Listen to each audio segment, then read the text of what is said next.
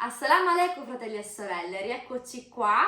So che sono mancata per un po' di giorni, ma avevo bisogno di risolvere delle cose, ma sono qui. E oggi è una giornata speciale perché sarò insieme al mio carissimo fratello italiano e anche marocchino, Badr. Ciao, assalamu alaikum. Ho deciso di guardare insieme a mio fratello un bellissimo video che riguarda il giorno in cui ci sarà la suonata del corno e poi farò qualche domanda a Badr e faremo qualche commento. Guardiamo insieme.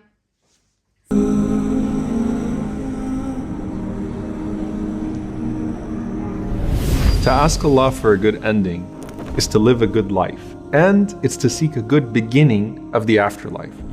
The believer doesn't necessarily focus on the realm that they're currently in. They worry about the relationship they have with the creator of all realms.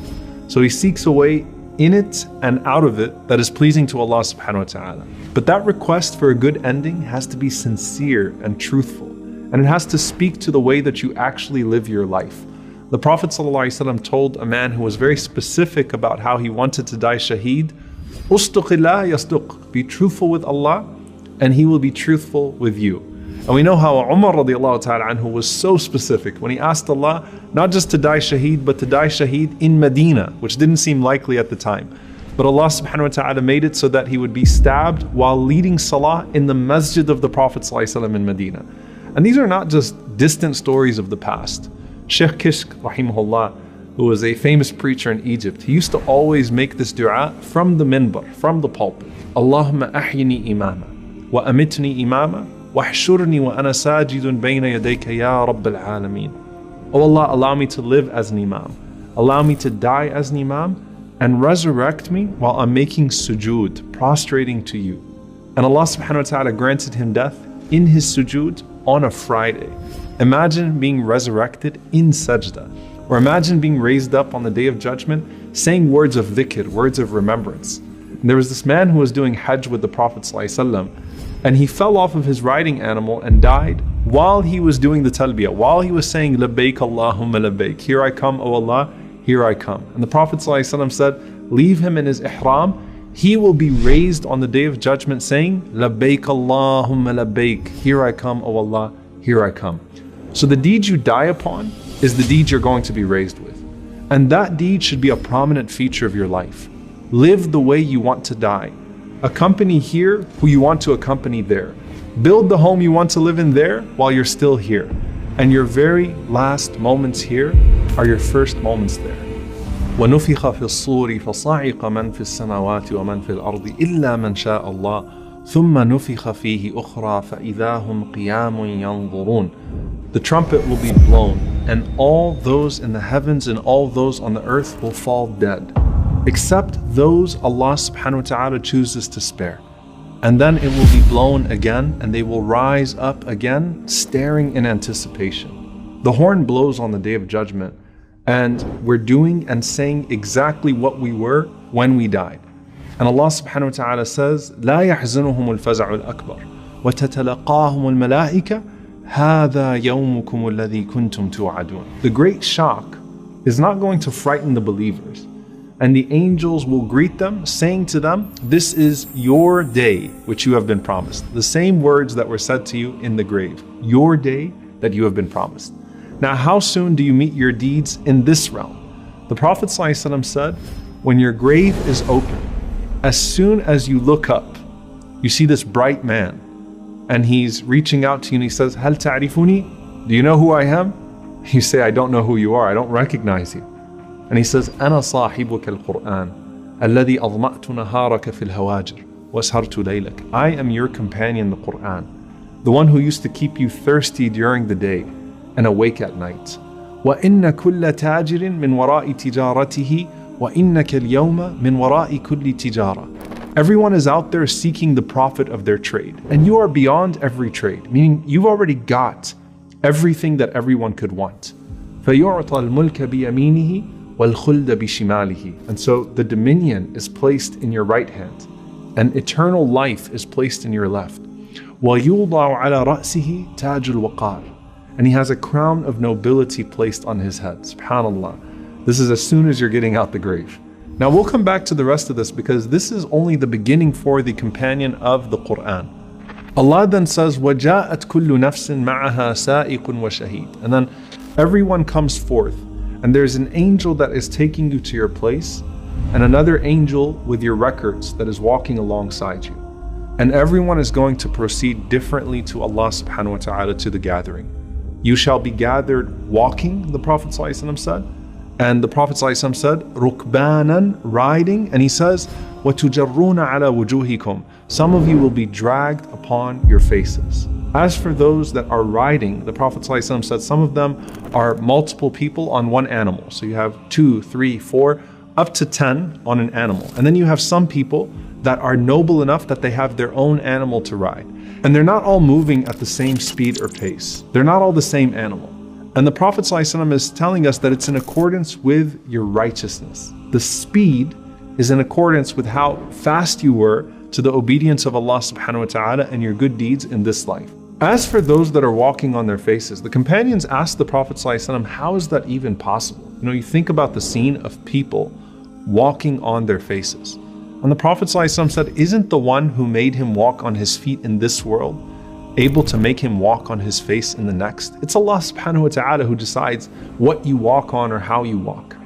Then the Prophet ﷺ says, the people are gathered on the day of resurrection on this reddish white land like a pure loaf of bread, meaning that this land has no landmarks to guide them and it has no trees or anything to shade them. Then everyone is gathered, naked, barefoot and uncircumcised, the way that they were born. And everyone only has their place in that gathering. And Aisha radiallahu ta'ala anha, she asked the Prophet ﷺ, aren't people going to be looking at each other?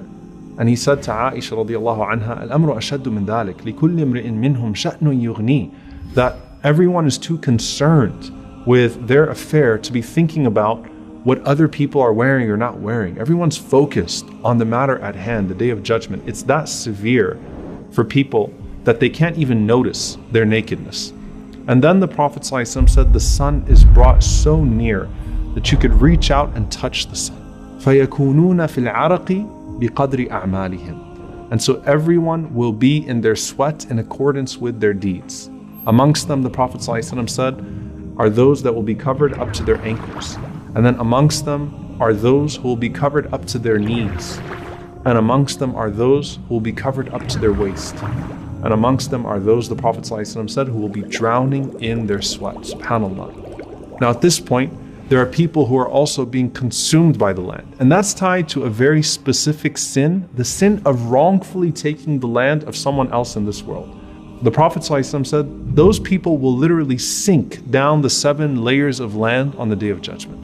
And then there is this one who is burdened by the property that they didn't pay zakat on. And the Prophet ﷺ said that that property is heated and placed on their body.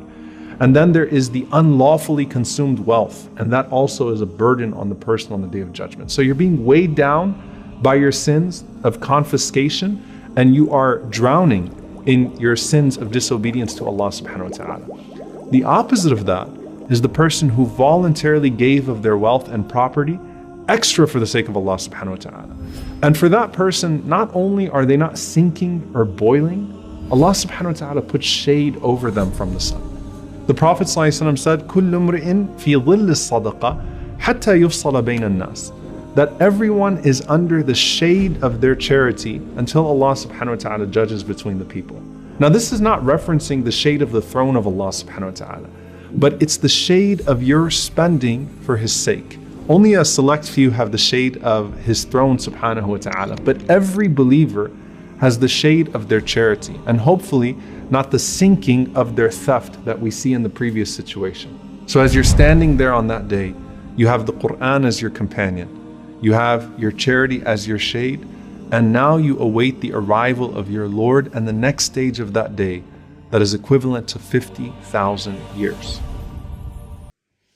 Mashallah, devo dire che questo video sono sicura che farà riflettere tantissimo a tanta gente, e devo ammettere che ho avuto tantissima pelle d'oca proprio sulle braccia, perché fa riflettere tanto e fa capire cosa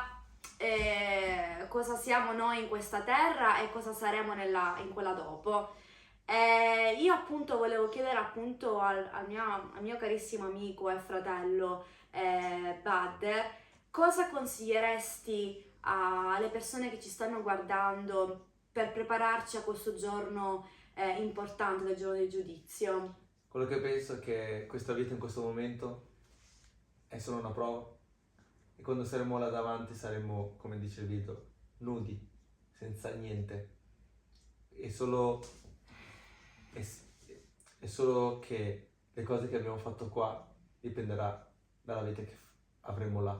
Dunque è meglio fare buone azioni, fare carità, essere un buon musulmano, pregare, essere vicino a Dio per avere una vita migliore, infinita. È meglio qua lavorare, comunque avere una vita normale e pregare, essere vicino a Dio, così un giorno possiamo stare tutta la vita nella vita futura. Quello che penso, che in questa vita ci sono tante distrazioni, ci portano in tante cose haram che facciamo perché nessuno è perfetto, però comunque sempre essere nella via di Dio e chiedere a Dio di portarci in quella via lì e di rispettarla. Inshallah. Io appunto volevo aprire una parentesi. Diciamo, noi come esseri umani ovviamente non siamo mai perfetti, ci capiterà di sbagliare, ci capiterà di fare cose haram perché è una cosa normalissima. L'importante è appunto capire che si sta sbagliando e chiedere perdono da Allah e imparare da quel sbaglio a non farlo più.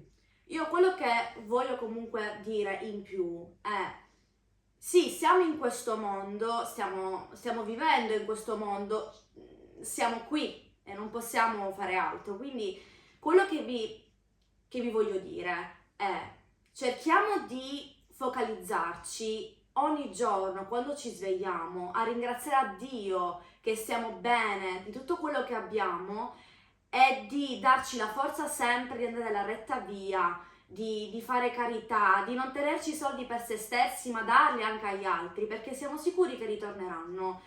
Più dare quello che abbiamo, perché alla fine prima o poi sotto la tomba, quando moriremo, di tutto quello che abbiamo rimarrà qui, non ce lo porteremo con noi. Quindi cerchiamo di fare più carità alla gente, cerchiamo di essere più bravi, cerchiamo di essere più pacifici, perché questo è solo un mondo di passaggio, quindi dipende come tu ti comporterai, sarai giudicato dopo. Quindi cerca di dare il migliore, dare il massimo di quello che sei, perché poi avrai una bellissima vita al di là, perché questa vita che noi abbiamo è molto corta, non sappiamo se domani usciamo di casa e non ci siamo più, quindi dobbiamo vivere come se fosse l'ultimo giorno. Come dice il Se video tu benissimo. vivi come se fosse l'ultimo giorno, darai il massimo durante la tua giornata. Ti sveglierai la mattina per pregare, ringrazierai a Dio di stare bene, farai carità, pregherai puntualmente le 5 preghiere. Farai quello che è giusto fare nell'Islam.